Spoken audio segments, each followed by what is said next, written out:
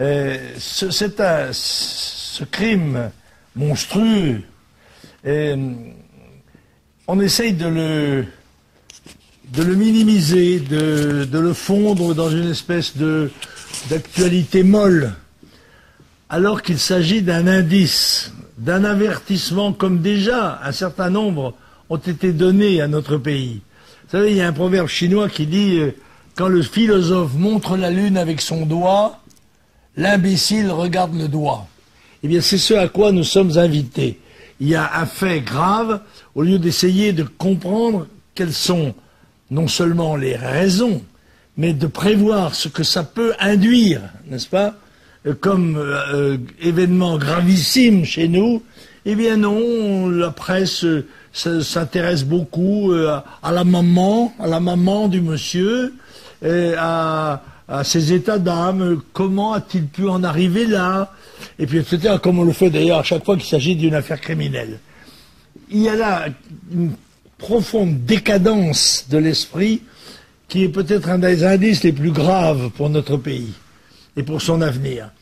J'ajoute que dans les commentaires qui ont été amorcés à partir de ce crime, la suggestion qu'il pouvait s'agir de parachutistes néo-nazis, en l'occurrence quelques petits couillons qui se faisaient des tatouages sur les bras, hein, et de là, c'était l'aubaine.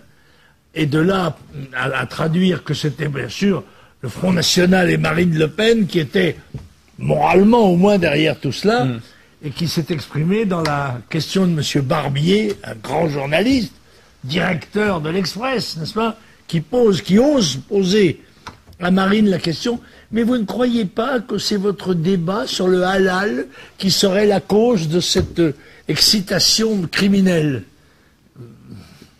Enfin. Alors, Marine Le Pen qui a justement demandé des excuses publiques à tous les politiques qui ont injustement et indirectement désigné le Front National en tant que coupable de ces infamies. Elle a eu raison de le faire?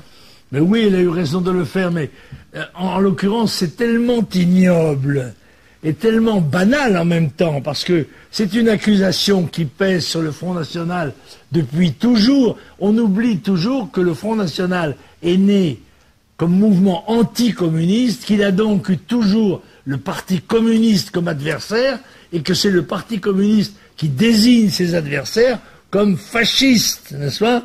Et ça continue avec M. Mélenchon. Nous en reparlerons peut-être. Et on se souvient aussi de l'affaire de Carpentras. Ça nous rappelle un peu cette histoire, hein, si vous pouvez l'expliquer un peu aux plus jeunes qui nous regardent et qui ne connaissent pas cette affaire. L'affaire de Carpentras a été gravissime et elle a eu pour le Front National des conséquences très graves, parce que la calomnie n'est pas innocente. Même quand il est prouvé que c'est une calomnie, eh bien il en reste toujours quelque chose, et c'est pour cela qu'elles sont lancées. C'est un des éléments, le mensonge et la calomnie sont des éléments, hélas, du combat politique.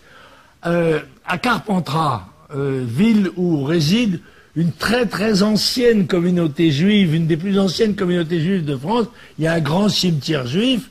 Dans ce cimetière juif, on découvre que des tombes ont été saccagées, une d'entre elles a été violée, le cadavre récemment inhumé a été sorti, n'est-ce pas? C'est celui de M. Germont, et tout de suite, le ministre de l'Intérieur, qui très curieusement, se trouvait à quelques kilomètres de là, arrive en hélicoptère, et il avait déjà son chapeau de cérémonie.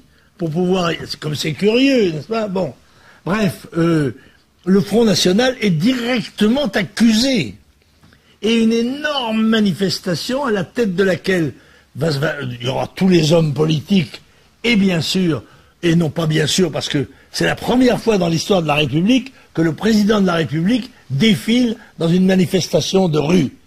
Mitterrand en tête, avec derrière une énorme baudruche censée me représenter, avec Carpentras et moi. Le Front National était totalement étranger à cette affaire qui, j'en suis convaincu, a été une affaire montée par les services spéciaux de la République, du gouvernement.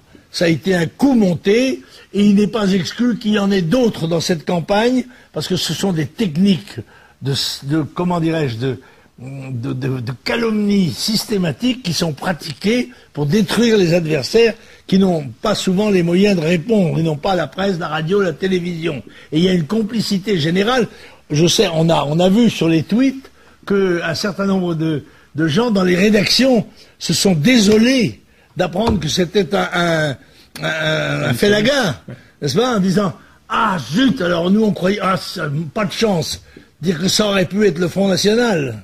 Un des épisodes dont on n'a pas parlé, c'est que le chef du commando qui a fait cette opération dans le cimetière de Carpentras, il est tué sur la route par une automobile conduite par un Arabe.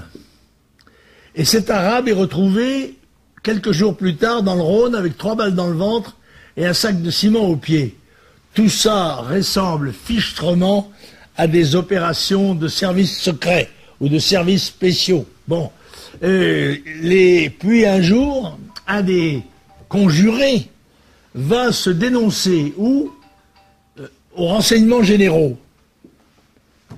Généralement, on va au commissariat ou à la gendarmerie, non?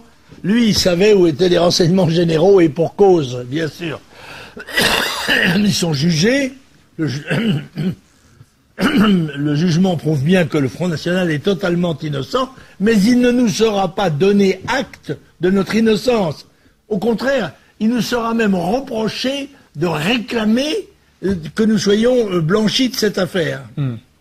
Alors là, on a vu